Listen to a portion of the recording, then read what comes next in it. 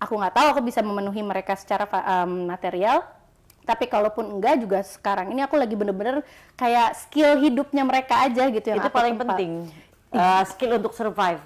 Iya. Ya kan? Ya banget. Makanya jadi masak. Terus kayak hal-hal kecil kayak sampai sekarang aja bagian dalam pakaian dalam sendiri belum nyuci sendiri masih dimasukin mesin cuci cuci gitu. Anak gue juga gitu sih. Kebanyakan soalnya. Gitu. Kadang-kadang aku jadi ngerti dulu kenapa mamaku sebegitunya, karena kalau aku tidak digituin aku bisa lupa diri juga, Bun. Gila, ini tipe ibu yang toksik banget gitu. Tapi aku juga kan bisa ngelihat bahwa balik lagi perempuan menjadi seorang ibu, kita nggak punya panutan bukunya, terus tiba-tiba dia merasa kayak gue deserve to be happy deh. Caranya apa tuh kan beda-beda ya gitu. Walaupun orang bilang itu toksik, belum tentu dia pikir itu salah.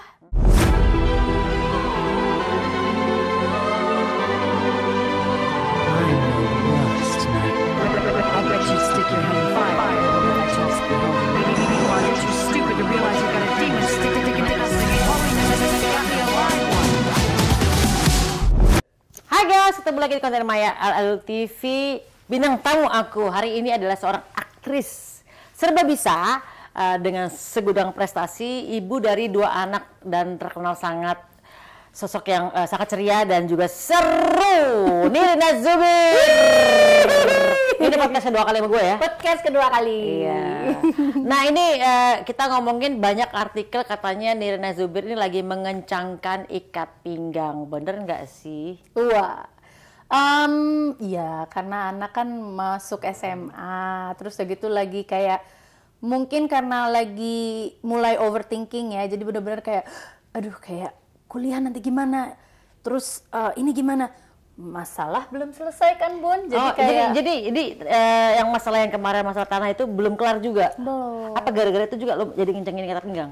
Ngaruh nggak itu? Ngaruh Ya? Karena kan maksud aku gini, kalau secara surat itu sudah di tangan kami sekeluarga, tapi kalau secara penyelesaiannya tuh kapan, tuh masih tanda tanya besar gitu loh. Kayak ini aku lagi mengharapkan si cerah di ujung jalan lorong ini Gue loh. nggak ngerti, tanah itu kan dulu kan dibawa orang lain kan? Yes. Nah sekarang udah di tangan lo. Suratnya udah, tapi aku dituntut lagi sama mereka. Oh. Dan dituntutnya tuh banding lagi. Sekarang diproses tahap yang mana? Sekarang ini pokoknya aku seminggu 3 kali sidang.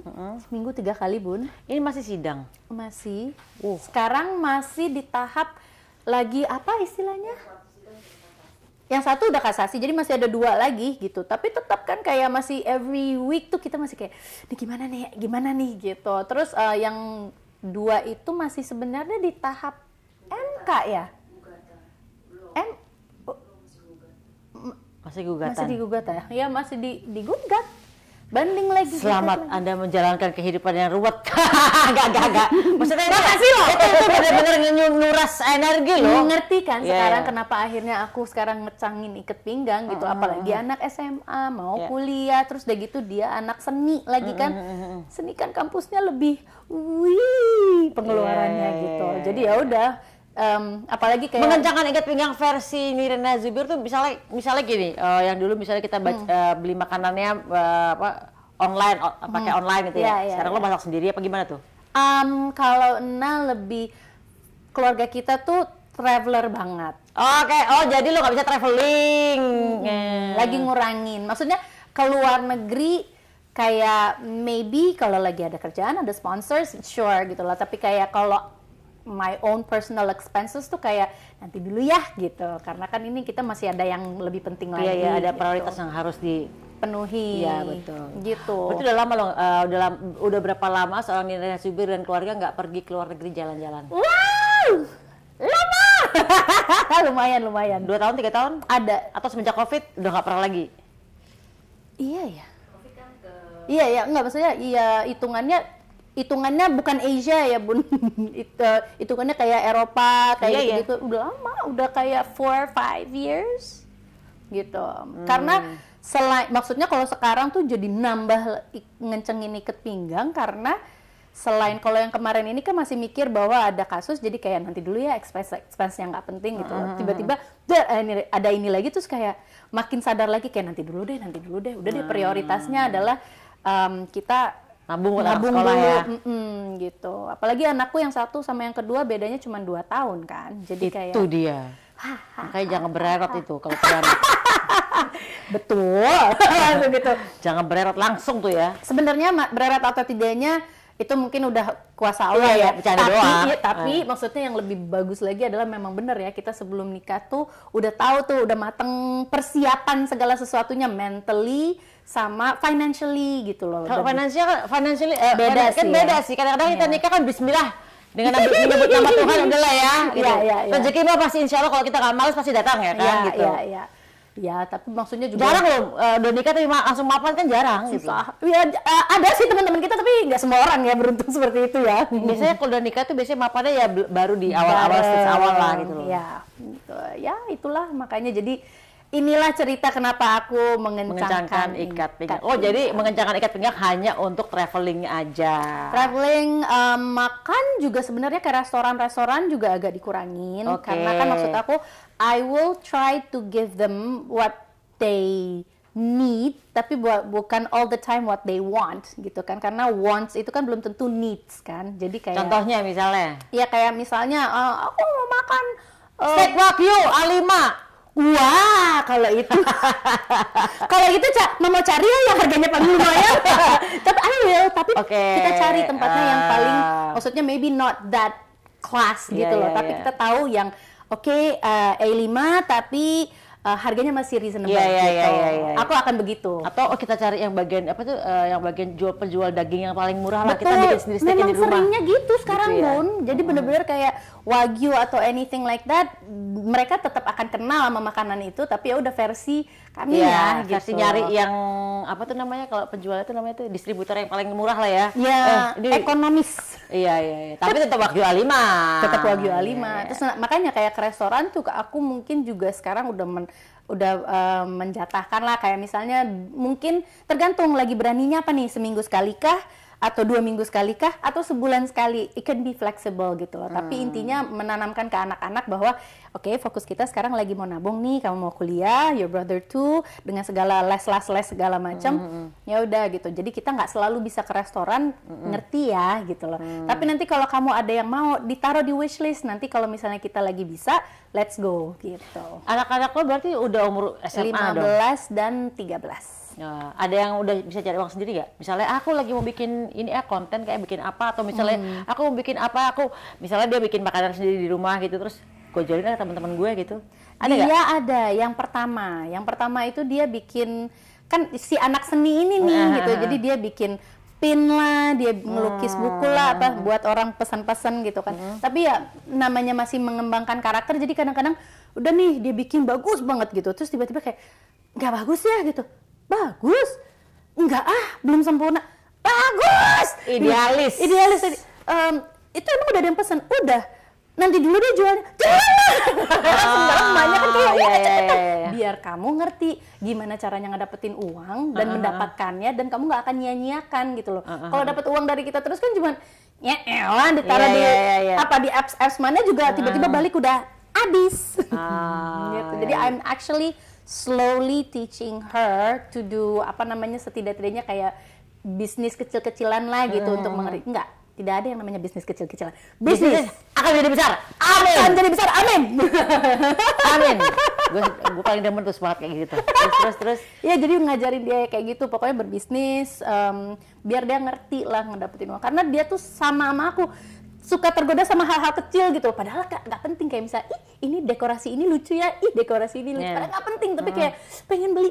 Nah udah, kalau kamu punya uang sendiri kamu bakal tahu, nanti juga ujung-ujungnya kamu jadi tahu kan ini tuh penting apa enggak sesuai dengan keuangan kamu juga gitu. Ya mungkin it might not sound kayak nak kok sampai kayak gitu banget sih sama anak, tapi mau gimana gitu kan. Nggak, tuh ngelatih anak-anak supaya benar-benar berhitung dengan cermat dan nggak sembarangan untuk buang-buang uang kan, hal yang nggak penting kan. Iya, realita juga hidup lah, maksudnya sometimes kita alhamdulillah lagi ada, kalaupun lagi nggak, pengennya nggak terlalu shock, tapi maksudnya justru bangun lagi gitu. Iya, benar-benar. Jadi sebenarnya bukan mengencangkan ikat pinggang, lagi melatih anak untuk lebih hidup lebih realistis. Ya. Bahasanya gitu kali ya. Sama kangen juga sih traveling tapi bisa. Enggak sih kalau lagi zaman-zamannya emang anak sekolah itu emang kita memang prioritasnya adalah nyokolain anak kan. Betul. Jadi kita kadang-kadang, aduh gue nggak beli yang kayak gue dulu nyokolain El ke London kan, aduh gue nggak beli yang mahal-mahal dulu deh, gue mau yang nyokolain anak gue dulu ke London lah. Ya, ya Jadi udahlah kita kencangkan ikat pinggang dulu, betul. Iya. Ya. Semoga secepatnya bisa teratasi, jadi bisa traveling lagi. Oh my god, aku suka banget. Ya gimana Bun, aku kan Kalau misalnya ada uang nih, rezeki nih, ya. negara mana yang pengen lo samperin untuk traveling pertama nih? Menarik. Sebentar, belum siap karena nggak siap untuk jalan-jalan. Kayak nggak pernah ngeliat apa-apa lagi. Capri, tiba-tiba, gue bikin sini. Capri kali ya. Oh ke Capri, Itali. I've never been. Tapi emang Itali bagus sih ya. Yeah. Itali juga ke Alpine itu, ke Dolomites apa segala macam bagus I think sih. so. Karena maksudnya seneng lautnya ada, pulaunya juga ada, tapi terus bentuk bangunannya tuh bagus gitu loh. Jadi kayak ya, kayak gue ngerti pernah kesana aja, gue nggak pernah kesana. Nggak pernah. Belum. Ya oke. Itu seneng karena ngelihat experience kita naik di atas boatnya, terus gitu ngelihat si pulaunya, terus kayak bangunannya penuh-penuh tumpuk-tumpuk gitu, tapi pulau gitu. Itali banget lah ya. Iya, ya bagus like that. Makanya sekarang tuh sebenarnya aku juga di satu sisi seneng banget karena jadi lebih lokal kan, lebih maksudnya Indonesia banget, juga ngajak anak-anak untuk tahu gitu. Mereka tuh waktu diajak ke Bajo, diajak ke Raja Ampat tuh mereka kayak itu Raja Ampat dan Bajo mahal kali. Itu kan dulu. Tapi kan ini kita kemana kita ke area gunung ke mana lah, Wonosobo. Udah pernah Jogja semua segala macam itu udah pernah. Maksudnya juga kita jalanin gitu. Ya dia ke Raja Ampat. Kesananya aja mah belum sewa kapalnya berapa ya kan. Sayangnya maksudnya kita kan harusnya bisa menikmati punya kita sendiri gitu. Tapi balik lagi maksudnya untuk ngasih tahu bahwa Indonesia is pretty already gitu. Tinggal aja explore gitu. Betul. Tapi menurut gue ya memang kayak Labuan Bajo tuh bagus sih. Cuman kadang-kadang kayak kita bandingin sama, bukan mau banding-bandingin, cuman emang infrastruktur kayak pilihan hotelnya belum terlalu banyak, ya kan, jalannya juga sempit-sempit, ya kan. Aku pernah, jadi temanku punya rumah di situ, terus kita nginep di situ. Ternyata distribusi airnya masih parah banget, jadi lagi mandi, air itu harus beli kan. Kita lagi mandi, Mama, kenapa sih? Mati. Terus aku ngomong sama teman, rumah mati, air habis. Oh, iya bentar ya. Udah, segala macam. Tunggu ya, maaf. Sebentar anakku lagi sampoan gitu. Maksudnya gimana nih, mau? Airnya habis, nah. Itu harus beli air. Baru nggak lama kemudian datanglah tuh si truk air itu. Baru deh dia bisa lanjut sementara. Tapi kan enak. Abis itu bisa ngomong sama anak-anak.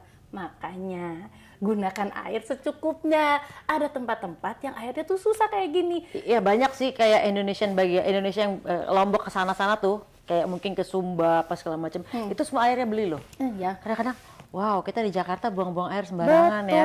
Karena dari daerah yang sebelah sana tuh airnya aja mereka harus setengah mati untuk dapetin air. Itu kan miris ya gitu. Iya, banget. Makanya jadi kayak ya bisa dapat pelajaran juga buat anak-anak juga. Dan waktu itu juga kan lagi COVID aku berangkatnya kan. Terus udah gitu itu bener-bener karena lagi COVID kan naik pesawat nggak berani. Jadi akhirnya naik mobil, Bun. Naik mobil dari Jakarta ke Labuan Bajo, dari Jakarta ke Surabaya naik ferry ke Labuan Bajo. Ferinya bukan ferry yang bagus ya, bukan dari Surabaya ke naik ferry dari Surabaya, bukan dari Bali. Dari Surabaya. Wow. Dari Surabaya ke Bajo itu naik ferry dan ferinya berapa hari? 32 jam, 1,5. Wow. Tapi dengan keadaan yang kita udah gitu kita kita sewa ABK kan, kamarnya anak buah kapal gitu, yang bener-bener tempat tidurnya cuma 1-2 itu bunk bed itu. Iya, terus udah gitu ya ruangannya ya namanya kan di kapal ya, jadi bener-bener ini tempat tidur, itu tempat tidur, jadi kayak depan-depanan gitu halo. Paham sih, gue paham. Terus gitu lagi makan, kita mau makan, ayo.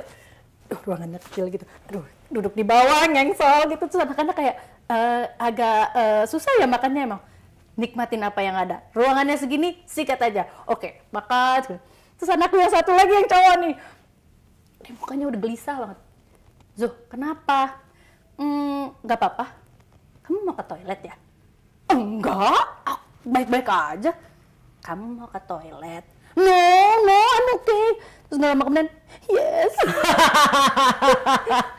When you have to go, you have to go. But Mom, dia bilang kita toilet. Gimana? Kita cuma punya itu, daripada kamu sakit. Akhirnya, okay, I'm going. Dia ke toilet. Terus udah nggak lama kemudian keluar. Oh my God, it's so good. I feel like a new man.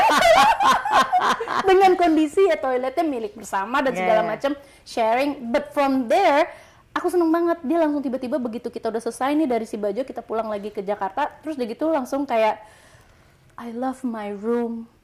I love my house. I love the toilet. Bersyukur. Jadi diajari untuk hidup lebih prihatin sehingga ketika mereka kembali ke rumah mereka lebih bersyukur tentang apa yang sudah mereka dapat. Gitu iya. Ya. I'm very happy dengan setelah kejadian itu tuh kayak nggak niatin seperti itu tapi jadinya seperti itu kan kayak gitu. Gitu ya. Wow, keren. Nggak kayak anak gue ya. Kalau anak gue waktu gue mau berangkatin El ke London, gue ngebeli ini tiket ekonomi kelas.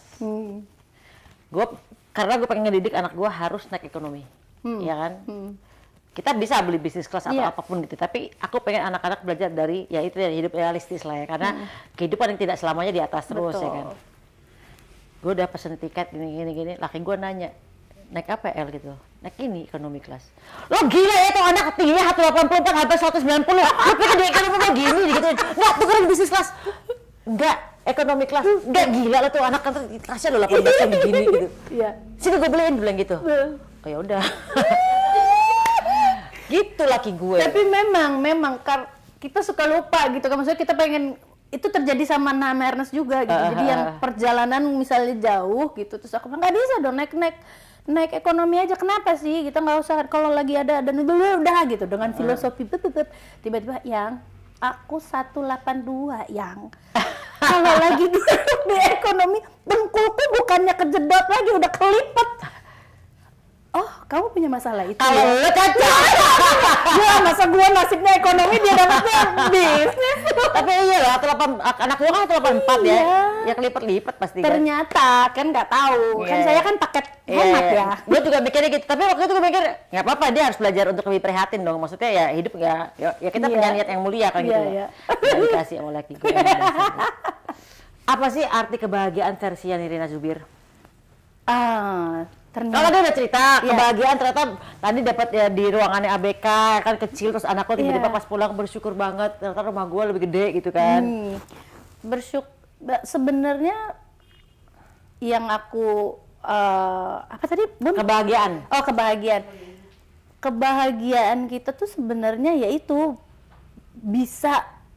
Maksudnya gini, aku bisa ngasih pembelajaran hidup yang istilahnya modal buat mereka kemudian gitu loh. Kan maksudnya modal tuh kan tidak selamanya materialis ya gitu. Jadi kayak pengalaman hidup adalah modal. Pengalaman hidup gitu. Jadi aku berharap aku tuh selalu kalau dulu mama tuh kan ngasih tahu kayak hemat ini tapi pakai emosi kan. Jadi kitanya juga kayak kenapa sih? Itu orang tua zaman kita dulu begitu kan. Kan kitanya nggak ngerti kita kenapa sih dimarahin mulu. Pas udah gede baru ngerti bahwa niatnya baik. Cuman kan tidak semua orang mengerti cara menyampaikan dengan baik juga gitu. Jadi akhirnya aku mencoba memodif yang cara menyampaikannya gitu loh. Jadi kayak sorry ya kalau misalnya bulan ini kita nggak akan makan di luar segala macam itu karena mama lagi mengencangkan ikat pinggang karena nanti ada kebutuhan yang perlu dipenuhin, kuliah, les kamu gini-gini. Oh, ayo udah nggak apa-apa mau, it's okay. Jadi, nah pada saat itulah aku bahagia karena mereka tidak ada rasa kayak dulu aku mungkin ada ya rasa sakit hati, terus rasa marah gitu karena kenapa sih dilarang terus gitu. Mudah-mudahan itu nggak sampai ke anakku. Mudah-mudahan yang nyampe ke anak-anakku tuh adalah pembelajarannya gitu. Kalau zaman orang tua kita kan emang modelnya kan emang kayaknya hampir kebanyakan orang tua gak boleh gini. Kalau sekarang anak zaman sekarang kamu gak boleh gini. Telepon damkar deh sih nanti. Enggak tolong mak gua galak gitu. Apa? Aku laporin polisi nih. Wah, kenapa jadi begini? Jauh-jauh ke polisi damkar dipanggil. Gue disiksa sama mak gua. Iya lagi sedih. Oke, menurut Nirina nih ya, boleh nggak seorang ibu mencari-cari kebahagiaan pribadi, tapi sebenarnya dia justru kehilangan kedekatan dengan anak? Ini tuh kalau aku bilang kita punya hak sih, cuman bukan berarti kita jadi jauh sama anak. Tapi mungkin pada saat tertentu kayak katakanlah ada waktunya gitu, kayak kita mau pengen girls trip sama teman-teman. Jadi kayak mengenyampingkan dulu anak-anak, mungkin itu juga butuh refreshing apa segala macam. Tapi kan ada waktunya. Ya palingin berapa hari atau berapa jam dulu dimulai. Jam aman hari nggak sampai bulanan sih, nggak pernah juga. Tapi istilahnya boleh kan gitu kita melakukan itu, karena pada saat kita melakukan itu pulang lagi tuh kayak aku sudah siap dengan segala yang akan dihadapi, let's go gitu. So I guess kalau memang ada waktunya, I believe ibu-ibu deserve to have me time, tapi juga kita ingat lagi berapa lamanya, terus tetap tanggung jawab kan terjalankan juga gitu. Makanan semua segala macam. Dan kadang-kadang aku tuh suka gini ya, aku suka aduh kayak anak-anak nih gawat nih, masih disuapin dalam arti kayak kamu mau makan apa gitu loh. Masih mau, ini aku sekarang lagi belajarnya adalah lagi mau makan apa gitu. Ada nih mau ini nih, ya udah minta ingredientsnya apa, kamu coba bikin. Ini aku lagi pengen lagi gitu, karena balik lagi yang aku bilang, material is pertama ini bukan yang sejauh ini karena aku masih punya banyak kepikiran gitu, aku nggak tahu aku bisa memenuhi mereka secara material. Tapi kalaupun enggak juga sekarang ini aku lagi bener-bener kayak skill hidupnya mereka aja gitu yang itu paling penting, skill untuk survive. Iya ya kan? Ya banget, makanya jadi masak, terus kayak hal-hal kecil kayak sampai sekarang aja bagian dalam, pakaian dalam sendiri belum nyuci sendiri masih dimasukin, mesin cuci gitu. Anak gue juga gitu sih. Kebanyakan soalnya. Gitu, kadang-kadang aku jadi ngerti dulu kenapa mamaku sebegitunya, karena kalau aku tidak digituin aku bisa lupa diri juga Bun. Dulu aku bisa dapat fasilitas apapun, dibayarin negara pula pada saat itu, maksudnya dalam batas normal ya gitu. Tapi maksudnya kayak if my mom didn't do that to me, didn't remind me from the very early age, belum tentu aku bisa survive di tengah tempaan hidup yang naik turun. Apalagi kalau keluar negeri sebagai seorang duta besar tuh kan pasti di rumahnya juga ada maid-maidnya juga kan ya. Semua udah disiapin semua lah ya. Sudah. Mau tukang masaknya kayak drivernya segala macam sudah ada semua kan. Tukang masak yang mau makanan apa juga ada. Iya, maka dari itu ya kan. Jadi kayak makanya aku bilang nah tuh baru ngeh bahwa pantas ya gue bisa belajar istilahnya. Banyak kan teman-teman kita tuh kayak atau orang-orang yang terdahulu kita tuh kena power syndrome tuh keras banget kan Bun gitu. Maksudnya kayak jadi gila, jadi apa, jadi marah-marah terus bahkan gitu. Sampai kayak mungkin ada beberapa kali kamu nggak tahu saya siapa. Lalu ngomong sekarang anak-anak Gen Z mah kagak ada yang tahu. Gak usah ngomong kayak gitu, bikin malu. Gak usah gitu. Nah yang kayak gitu-gitu jadi kayak aku pikir pantasan gue tuh kalau dikenal alhamdulillah, kalau nggak dikenal ya udahlah, emang udah buka sekarang yang lagi bersinar banyak orang kan gitu. Tapi maksud gue gini ya, maksudnya kalau ada seorang ibu nih, memang dia harus benar-benar mati-matian nih, harus ngejar kebahagiaannya sendiri ya kan, misalnya entah itu pacaran, entah itu kerja segala macam kebahagiaan itu, dan dia misalnya dia single mom terus atau misalnya apapun seorang ibu ya, kalau dia harus mengejar kebahagiaan sendiri lah. Terus dia, tapi dia jauh dari anak gitu loh. Ada kan yang seperti itu, misalnya tiba-tiba anaknya ditinggalin di mana, di neneknya atau di misalnya di mana, ibunya mengejar cita-citanya sendiri, atau misalnya apapun peristiwanya, seorang ibu yang emang udah anak gue baik, gue mau mengejar kebahagiaan gue sendiri. Ya, kayaknya kalau aku bilang tuh bukan masalah benar atau salah atau ada atau enggak, mungkin ada ya Bun ya. Cuman lebih kepada, dan kadang-kadang gini. Kita ini kan bagaimana kita dibesarkan kan. Jadi kalau sampai kadang-kadang ada orang yang misalnya dia mencari kebahagiaan untuk diri sendiri, terus kemudian dia sampai lupa sama anaknya. Mungkin itu yang pada saat itu dia taunya itu gimana caranya. Mungkin gue seneng dulu aja sendiri gitu loh, tapi dia lupa untuk balik lagi ke anaknya gitu. Mungkin menurut dia itu nggak salah, mungkin the way cara dia dibesarkan dulu seperti itu, mungkin dia melihat orang tuanya dulu, dulu gue survive sendiri, lagi kecil bokap nyokap gue nggak pernah ada di rumah, gitu, mungkin gitu. Nah makanya waktu pas lagi, kan Jadi namain film Tinggal Meninggal. Tinggal meninggal. Tinggal tunggu mati apa gimana nih? Nah itu deh. Emang ya anak-anak Gen Z ya kalau bikin judul ya tinggal meninggal. Tinggal soalnya kan tinggal itu ada dua arti Bun. Tinggal itu bisa stay atau meninggalkan. Ya kan? Tinggal, saya tinggalkan kamu. Iya nggak? Tinggal meninggal, ya udah tunggu waktu aja. Iya benar, tinggal meninggal gitu kan. Nah kalau ini tuh dia kayak, ya itulah permainan kata-katanya si Christo Emmanuel bersama istrinya, dia bikin judul ada namanya Tinggal Meninggal gitu. Ini terus aku main. Oke. Nah Ini main di filmnya situ. adalah Tinggal Meninggal itu. Betul. Nah itu waktu pertama di karakternya tuh dikasih tahu ini karakternya karena bapaknya ternyata selingkuh, terus kemudian ibunya nikah dari usia muda. Kok gue nggak enak ya ngomongnya gini ngeliatin ke bunda ya. Dia nikah usia muda. Udah nikah mending. Kok makin ngeliat sini makin kayak kok sama ya. Kalau sama gue iya. Makanya jadi kayak suka ya ngeliatin. Kalau ngomong gue lupa. Itulah kerennya Anda. Gue ada apa ya? Coba tanyain Kristo. Tanya Kristo, jangan-jangan dia Kristo lihat cerita gue lagi. Nanti gue tanyain enak Kristo ya. Terus dia di usia muda terus kayak dan suaminya ini tuh selalu yang gaslighting dia. Jadi kayak dia tuh udah. Jadi suaminya NPD. Wow, NPD itu narsis itu ya? Iya kan dia gaslighting gitu kan? Iya. Maybe ya karena dia ini memang. Oke, terus Familiar sekali. Ini menarik.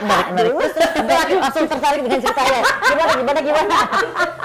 Jadi, terus karena dia ngerasa bahwa dari dulu tuh kayak hidupnya udah nggak tahu nih yang mana benar mana salah kan, begitu ditinggalin sama suaminya dia tuh kayak lost gitu, kayak, gue harus apa ya gitu. Dan akhirnya dia memutuskan, udah, I have to make myself happy. Adalah dengan pacaran. Oke. Arisan pacaran udah gitu loh. Sampai anaknya I forgot, I neglected my kid gitu loh. Jadi kayak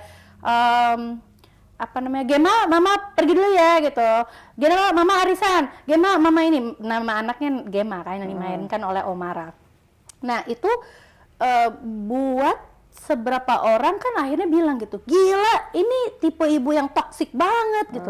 Tapi aku juga kan bisa ngelihat bahwa balik lagi perempuan menjadi seorang ibu, kita nggak punya panutan bukunya, terus tiba-tiba dia merasa kayak gue deserve to be happy deh. Caranya apa tuh kan beda-beda ya gitu. Walaupun orang bilang itu toksik, belum tentu dia pikir itu salah. Bisa jadi waktu itu ya mungkin gue harus mencari kebahagiaan, tapi ternyata kebablasan gitu sampai bener-bener anaknya udah gede.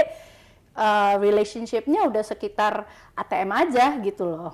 Gitu. Jadi waktu ditawarin karakter ini tuh aku bilang, wah, challenging ya gitu karakternya. Apalagi kan selama ini yang aku mainin sweet mom gitu loh karakternya. Ini jadi ibu berarti ya? Menjadi ibu. Jadi ibu si ibu Omara. ini. Ya, ibu ini. Oke. Yang pas lagi bapaknya meninggal juga kayak, kamu datang. Oh, oke gitu. Terus kayak gitu, kamu sedih nggak? Jadi kontak sama anak juga nggak ada gitu, cuman kayak ya udah lu datang, oke ya udah ya, yuk gue balik duluan ya, yang kayak gitu. Jadi bener-bener for me it's a different karakter lagi dan kayak seneng banget nih main karakter yang beda lagi gitu. So that's why begitu sebenarnya kan kayak yang lo tadi peranin ibu ini toksik ya kan? Betul. Tapi kan dia tidak menyadarinya gitu. Betul. Ya kan kembali lagi sebenarnya ke lingkungan juga atau mungkin kesadaran diri juga.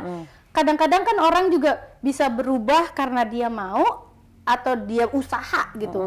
Walaupun itu tidak mudah untuk berubah, apalagi dengan sesuatu yang kita udah pernah dapetin dari kecil. Begitu terus tiba-tiba kita bisa berubah, wow, it's amazing gitu.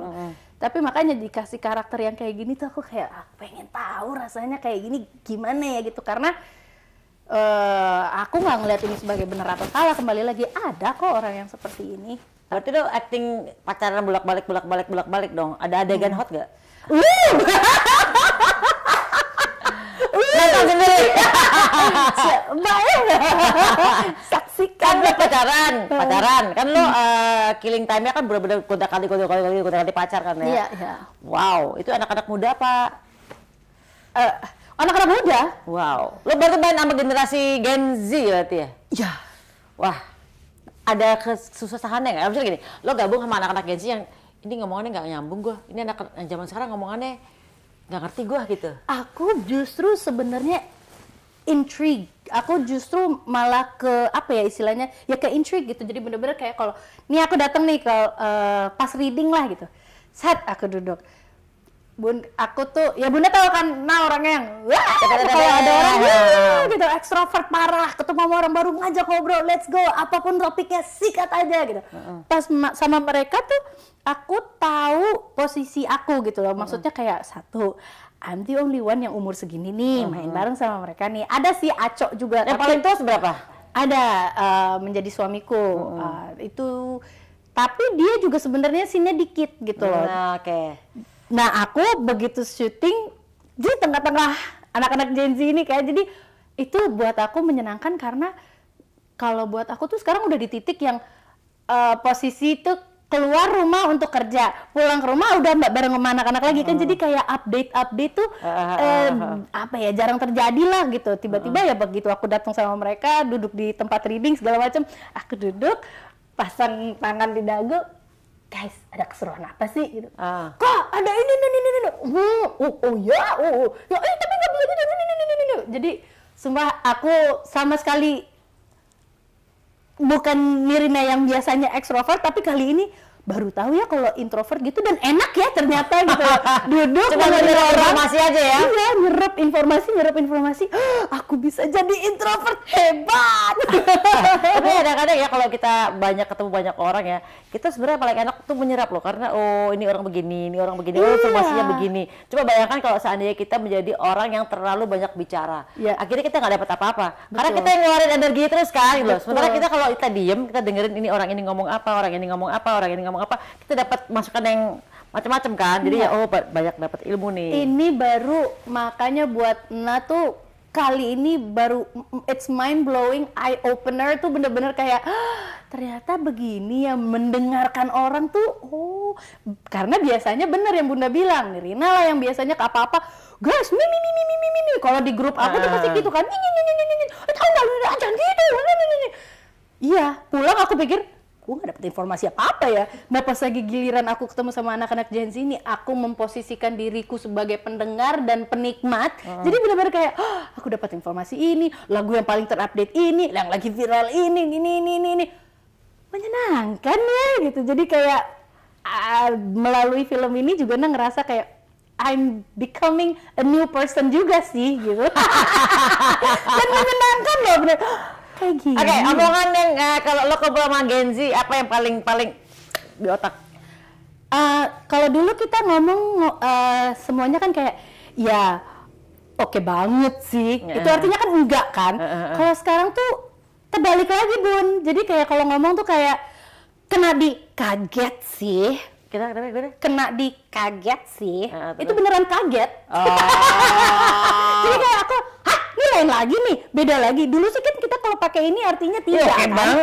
Ya oke banget. Padahal gitu. enggak gitu ya. Ya. Kalau ini kena di oke banget sih, itu beneran oke berarti. Iya. Jadi aku kayak, ya belajar lagi gitu. Sama, aduh beneran mereka tuh ngomongnya kayak, gila kena banget di kaget sih. Gitu. Nggak bisa gue. Beneran deh itu. Iya asli aku that's why begitu mereka ngomong aku cuman kayak ngeliat orang main pingpong gitu Bun. Teng wow gitu catet. Tapi ya Bang Yes, kalau kita kumpul sama anak-anak itu yang umur 20 tahun itu kita cuma diem aja, cuma kita liatin aja. Oh ada informasi ini, informasi gini, lucu juga ya. Iya kemarin aku ngobrol sama Dul sama Tisa gitu segala macam. Terus aku perhatiin kan dia juga gitu kan yang dulu tuh introvert. Iya makanya aku langsung gini, Dul menyerap informasi. Jadi aku sekarang tidak menganggap orang introvert apa ekstrovert, tapi lebih kepada siapa yang penyerap informasi di sini. Kalau gue introvert, makanya gue selalu kalau misalnya lagi ngobrol banyak orang, gue tuh selalu senang menganalisa ini orangnya gini, ini orangnya gini, ini orangnya gini. Nanti tiba-tiba yang ekstrovert banget gue akan kasih tahu, ini orang tadi gini ya. Ini orangnya ini gini loh tipenya. Ini orangnya tipe gini. Kok tahu sih? Gue dengerin. Pasti nanti gitu yang si ekstrovert. Hah? Kok bisa bisa dapat itu dari mana gitu. Kan gue diam Masa aja aku dengerin. perhatiin? Iya.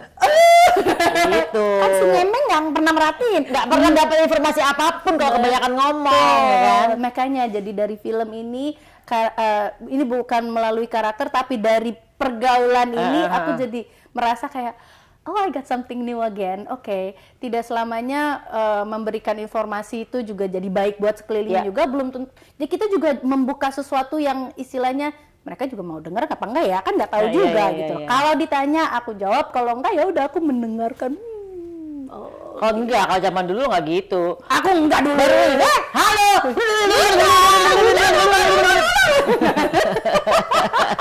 Sekarang udah mulai kayak diem aja deh, enak deh kayaknya gitu. Dan ternyata gitu baru ngeh, Bun, saking nggak ngeh sama diri sendiri ya, pas lagi ngelihat hasilnya gitu, pas lagi ngelihat ada adegan aku gitu kan, beberapa saat juga aku kan nggak ada dialognya kan, aku cuman yang kayak ekspresi dikit kecil apa segala macam. Pas lagi ngeliatin gitu kayak ternyata gue manis juga ya. Kalau diam gitu. Maksudnya? Iya kalau diem, karena kan selama ini kan ngeng terus ekspresi gitu kan. Kalau ini kan benar-benar yang iya gitu. Manis juga ya. Nah agak narsis dikit tapi lebih kayak oh gitu. Kalau pantes ya orang-orang yang kalem tenang tuh selalu kelihatan cantik dan elegan gitu. Iya, karena selama ini nggak pernah saya kayak gitu. Iya. Senyum aja. Nirina makan obatnya habis nih. Tumben. Nak, oke, are you oke? Iya dulu gitu ditanyain. Sekarang karena udah di posisi yang mereka yang ngomong ya udah aku jadi sangat menikmati gitu. Tapi lo nggak tersiksa kan sebagai orang yang ekstrovert tiba-tiba disuruh diem dengerin aja gitu. Makanya aku kaget. I thought I would be kesiksa gitu loh. Biasanya aku yang ngobrol, biasanya mereka yang mendengarkan. Kali ini aku yang mendengarkan. It's really nice. Jadi sekarang aku menikmatin banget kayak ada momen-momen tertentu. Aku udah tahu kapan aku mau ngomong, kapan aku kayak duduk manis dengerin aja. Oke. Dulu mana ada pilihan itu, Bun. Iya. Das! Langsung kasih dia mic, dia pasti ngomong terus. Itulah saya cari duit di situ waktu itu. Oke. Nah ini tantangan paling emosional selama syuting di film nih. Ada nggak adegan yang paling membekas nih di film itu? Tinggal meninggal nih ya? Ya, tinggal meninggal. Sebenarnya tidak melakukan eye contact ngobrol sama anak buat aku pribadi itu ya kita ngobrol gini aja kita ngelihat mata ya dan aku emang tipe orang yang kalau ngobrol sama orang tuh kadang-kadang walaupun orang kikuk gini ini kenapa ngeliatin banget sih orang tapi emang that's how I talk gitu karena I wanna listen to you with all your expression and everything kan. Nah karakter ini enggak lihat mata anak sendiri enggak, jadi kayak itu pas lagi ngadeganin pun juga kayak nggak boleh lihat. Bukannya arahannya seperti itu ya, tapi aku membentuk karakternya seperti itu gitu loh. Jadi kayak benar-benar nggak ada kontak matanya dikit, tertantang lagi ya untuk main sebuah karakter yang jauh dengan bukan jauh tapi maksudnya karakter yang belum pernah lo mainin lah ya. Terus dalam pribadi juga kayak mungkin jarang ngelakuin itu, makanya jadi kayak oh oke, this is something tempting lah gitu. And I just wanna see what's inside Christo Emmanuel's head karena dari kita syuting tuh dia menjelaskannya tuh detail banget. Jadi aku yang kayak oke gitu. And I always wanted to be atau gini, aku tuh selalu pengen banget mensupport orang-orang yang aku kadang-kadang kan kalau kita ketemu sama orang tuh ada yang kliknya nih kayak gue percaya lagi sama nih orang gitu. And that's how I feel to Christo. Ditambah lagi PH-nya imaginary juga, jadi kayak oke, let's go gitu. Udah nyaman dalam hati pikiran juga, udah tinggal kita mainin karakter ini, mudah-mudahan nyampe ya. Gitu. Ya. Berarti tinggal meninggal genrenya apa? Komedi atau horor atau apa nih? Komedi, getir. Jadi udah bukan satir lagi, ini tuh getir. Jadi kadang-kadang kita ketawa getir gimana? Gimana ketawa getir tuh ya? Enggak, jadi saking relate-nya, kita ketawa ngakak nih kan. Gua lagi. Oke, itu berarti penggambarannya gitu ya? Iya. Komedi getir tuh itu ya? Iya, jadi even ada satu adegan, jadi Omara ini tidur dia tuh ini ada di trailernya ya, ada di trailernya. Jadi dia tuh tidur, saking dia merasa sendiri dan kesepian, itu dia mengelilingi badannya dengan bantal, Bun. Kayak merasa dipeluk gitu kan, jadi kayak naro. Udah kan kita kalau udah ditaruh kayak gitu kan ngerasa anteng gitu kan, kayak oke, ada orang. Saking kesepiannya dia tidurnya kayak gitu. Dan ternyata banyak orang yang nonton, terus banyak yang bilang, aduh itu gue banget lagi. Ternyata gue tuh segitu kesepiannya ya, yang gitu. Jadi kayak orang banyak ya yang kena. Itu namanya komedi getir ya. Kalau satir kan nyindir ya. Satir itu apa ya? Ya sebenarnya nyindir. Ya kan? Tapi sebenarnya ini ya, tapi emang mereka pengen nyampeinnya adalah komedi getir. Oke. Sama nggak sih? Almost the same. Oke. Istilah baru lagi nih komedi getir. Satu lagi yang baru kan, kena deh, kaget deh. Bener-bener ini ada dari Nada nih. Nada nih yang main jadi Nai di karakter ini, semua berporos ke dia. Karena dia itu kalau ngomong bener-bener kayak cara menyampaikan anak Gen Z seperti itu. Ngomongnya cepat, ekspresif, dan yang tek-tek-pok gitulah. Buat saya agak wow, tapi belajar lagi. Oke. Ini ada ya Dedi bukan? Ada bukan? Bukan. Oh. Oke, pesan moral apa atau nilai kehidupan apa yang mau disampaikan lewat film ini? Tinggal meninggal ini. Mungkin getir-getir semua nih ya. Ya, ting-ning.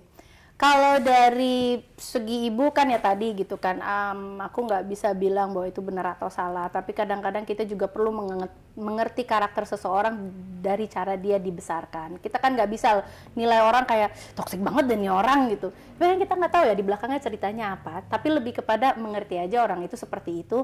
Nah, gimana nih lo mau ngadepinnya dia gitu. Tapi kalau di anak-anak mudanya ini, salah satunya yang waktu aku pertama ditawarin, ada satu keraguanku untuk menerima film ini adalah dibawanya kemana nih ceritanya, karena ini kan sebenarnya ceritanya tentang seeking of attention. How this person like to be the center of the attention. Sebenarnya bukan center of the attention, tapi diberikan perhatian yang biasanya dia tidak pernah dapatkan dari orang tuanya, dari temannya pun dia ditinggalkan. Ini si ibu kan? Jadi ini si anak. Oh, si anak, oke. Si Omara ini dia nggak pernah diperhatiin sama orang tuanya karena ibunya sibuk mencari kebahagiaan sendiri, bapaknya meninggalkan, teman-temannya bilang dia aneh karena dia suka komat kamit sendiri. Dia tuh suka gitu, Bun. Jadi kayak kalau lagi ada pikiran di otaknya, tuh dia gitu. Padahal itu dia lagi ngomong sama otaknya sendiri. Tapi kan orang nggak ada yang ngerti. Nah, di film itu digambarin kalau dia lagi ngomong tuh, "Hai, nama gue Omara." Atau, "Hai, nama gue Gema." Ini. Tapi kalau orang ngeliat tuh kayak, oh, tapi dia lagi ngomong di otaknya sendiri. Iya gitu. Jadi kan orang ngeliatnya kayak, ih, freak ya, aneh ya gitu. Kan kembali lagi bahwa dia itu seperti itu ya karena dianya nggak tahu gitu kan, gimana sih kita kan menerima orang tuh ya karena itu tadi, seaneh apapun dia pasti kan ada ceritanya gitu loh. Tapi kalau yang dari anak-anak Gen Z-nya ini pesannya salah satunya adalah how far and how much are you willing to do untuk mencari perhatian sih. Semoga tidak sejauh seperti karakter Gema yang diperankan oleh Omara ini gitu, karena dibawanya tuh jauh banget, mentok banget. Bahkan tadinya aku bilang kan, aku kayak punya keraguan ngambil deh, kayaknya ini tuh menjadi inspirasi gak sih buat orang-orang untuk mencari perhatian tuh sampai sebegininya gitu. Tapi terus makanya dibilang ini adalah komedi getir karena itu tadi, semoga lu semua jangan sampai kayak seperti ini ya gitu loh. Karena kan sekarang kita pengen kan dilihat kaya, pengen kan dilihat kita mampu, terus pergi ke luar negeri, pulang bawa gantungan kunci buat teman-teman, cuman bilangin gue habis dari Singapura, gue dari mana gitu. Nah ada nih karakternya juga yang dimainkan juga di sini, segitu pengen cari perhatiannya juga, padahal nggak pernah keluar gitu, cuman semuanya edit AI. Harus validasi berarti ya. Nah film ini tentang itu. Oh, ini banyak kan orang-orang yang banyak meninggalkan luka dalam dirinya sehingga dia menjadi orang yang agak-agak mislek ini ya. Iya, karena itu tadi mencari perhatiannya seperti itu gitu. Jadi makanya aku bilang, wow, ini tuh bagus sih filmnya sih, bisa dari relatable idenya sih ya. bagus banget ya. Ya, bisa relatable ya gitu. Apalagi di zaman sekarang di mana orang harus kadang-kadang untuk nonton konser mereka harus rela akhirnya pinjol atau segala macam, malas jadi kelilit utang dan itu kan jadi sumber masalah lagi buat ngapain sih masa hidup aja dijalanin sebaik-baiknya pasti ada cobaannya. Nah ini lu nyari cobaan sendiri gitu kan. Cari mati sendiri. Iya gitu. Jadi kayak makanya hopefully ini bisa jadi barometer juga buat orang-orang yang nonton gitu. Kayak ini sudut pandang baru lah dari anak-anak Gen Z yang bener-bener kayak bisa loh umur segini udah bisa menyampai sudut pandang ini kan keren ya gitu. Kalau kita kan dulu kayak oh ya udah jalanin aja nggak tahu oh itu tuh namanya ini oh ini oh sekarang kan udah banyak informasi ada, lah. Iya analisanya ada semua kan gitu overthinking lah apa namanya sekarang penyakit mental udah banyak ada yang apalah BHD lah apalah apa sih nggak ngerti banyak banget ya sekarang penyakit mental istilah baru. Semua tuh ada detailnya kalau sekarang gitu makanya tapi kan semua ada detailnya bukan berarti lo harus jadi orang itu gitu loh. Hati-hati loh yang namanya psikosomatis tuh ada loh. Psikosomatis di mana saatnya lo bilang apa namanya karena baca gitu ya. Penyakit apa gitu. Ah, kriterianya apa sih? Baca tuh kriterianya apa? Gua ada. Nah, itu psikosomatis kan jadi akhirnya maksudnya jadi kayak karena selalu diekspos sama itu jadi masuk gitu. Ya kan kita semua tuh sebenarnya ada di sini kan. Kalau kita pikir kita itu ya kita jadi itu. Ya, betul. Kalau kita pikir semua baik-baik aja, insya Allah baik-baik aja kok gitu. Tapi ya bisa cobaan. disetel sebenarnya jiwa kan ya bisa dilatih untuk supaya tenang. Nah itu dia. Tapi kan untuk mengetahuinya, menjalankannya, menyadarinya itu bukan hal yang mudah. Iya butuh proses untuk belajar menjadi jiwa-jiwa yang tenang asik. Perlu ditempa dulu dengan segala macam. Jangan ngomong sama gue dong. Kita juga ngomongin saya tas dulu lah. Walaupun bentuknya beda. Hai manusia-manusia yang pernah bermasalah. Loh, siapa manusia-manusia yang masalah. tidak pernah melewati ujian? Pasti semuanya diuji, nggak mungkin, udah deh. Ya. Jadi kalau dibilang Tuhan Maha Adil, semua orang pasti ada yang namanya kekurangan dan kelebihan. Iya. Udah deh, ya kan? Iya, dan bahkan ada mungkin yang pernah curhat sama aku gitu, kok kayaknya hidup aku susah terus ya. Ya susah terus lah, ayo ngomong gitu. Kali kalau gue ya, gue tuh paling bukan apa-apa. Gue tuh paling kalau misalnya ada orang, kok gue hidup gue susah terus ya, gue akan selalu langsung cut. Gak boleh ngomong kayak gitu, itu berarti kamu menyumpah diri kamu selalu susah. Kamu akan selamanya susah kalau kamu ngomong kayak gini. Hidup tuh bersyukur, wah bismillah insya Allah besok aku bisa makan yang enak. Alhamdulillah hari ini bisa nafas yang enak. Gitu loh, jadi gue tuh kalau ada orang kayak ngomong gitu langsung, nah kamu yang narik sendiri urusan susah. Ngerti kan sekarang sama kan frekuensinya kan. Aku suka gitu sama kakakku kayak kamu kok galak banget sih, masa ini nggak boleh mengatakan ini. Nggak boleh kalau segitu negatifnya jangan ya. Negatif kan jangan. Even kita misalnya kita nggak punya duit gitu ya, ya insya Allah ada rezekinya amin, doain ya udah gitu. Besok ada lagi insya Allah ada rezekinya amin, doain ya udah gitu doang. Jangan bilang gua bok bilang no. Iya. Lo lagi narik hal itu. Ya itu pernah kena sama saya. Padahal kakak, ya ada yang Oh pernah gituin? Bener. Kakak lo? Itu ya orangnya. Bella. Lagi cerita curhat gitu. Lagi curhat, lagi sedih, terus aku potong. Stop. Jangan. Karena lo udah mulai ngarah ke situ.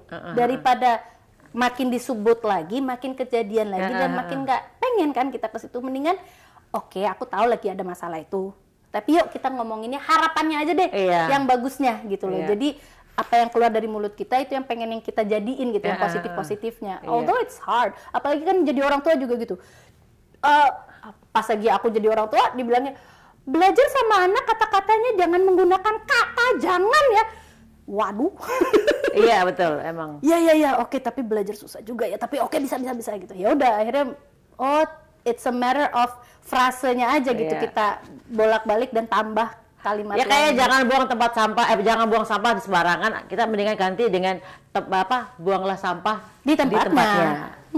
Cuma bolak-balik kata doang kan. Iya, sama kayak sekarang aku paling sering kalau orang bilang hati-hati di jalan ya, jangan dong, jangan gitu dong kayak gini aja. Gimana kalau selama sampai tujuan ya gitu.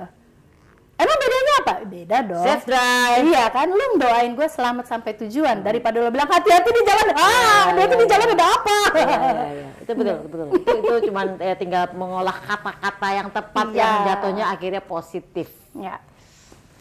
Oke, kita udah ngomong panjang kali lebar tentang Nirina Zubir dengan tentang pengalaman hidupnya yang seru banget, dari yang mulai tadi yang mengencangkan ikat pinggang sampai bagaimana harus menghadapi generasi Z ini ya. Jadi aku harus afirmasi.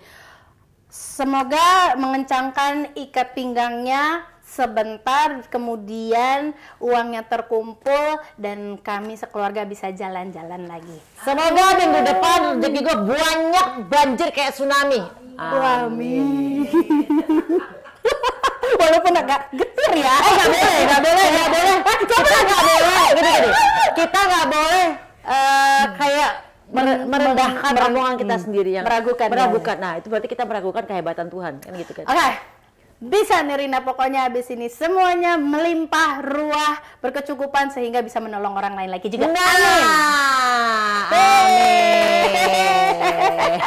Oke, jangan lupa saksikan Tinggal Meninggal kapan? Mulai tanggal 14 Agustus 2025.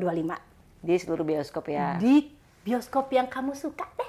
Karena tadi kalau dengerin ceritanya ini menarik banget ini, karena ini penggambaran anak-anak lagu-lagu zaman sekarang kan, bangkitlah, bersyukurlah, apa sih kayak harapan-harapan ya kan. Ini kan adalah film-film yang mungkin aku bilang ada beberapa macam-macam, ada yang mungkin berkebutuhan khusus kah, atau mungkin ada yang sakit mental ya kan. Ini kan film tentang penggambaran manusia realita yang sesungguhnya nih kan. Sosial sekarang ini. Jadi bagus banget sih, menarik banget sih. Gue aja dengerin langsung tertarik buat nonton nih kayaknya sih.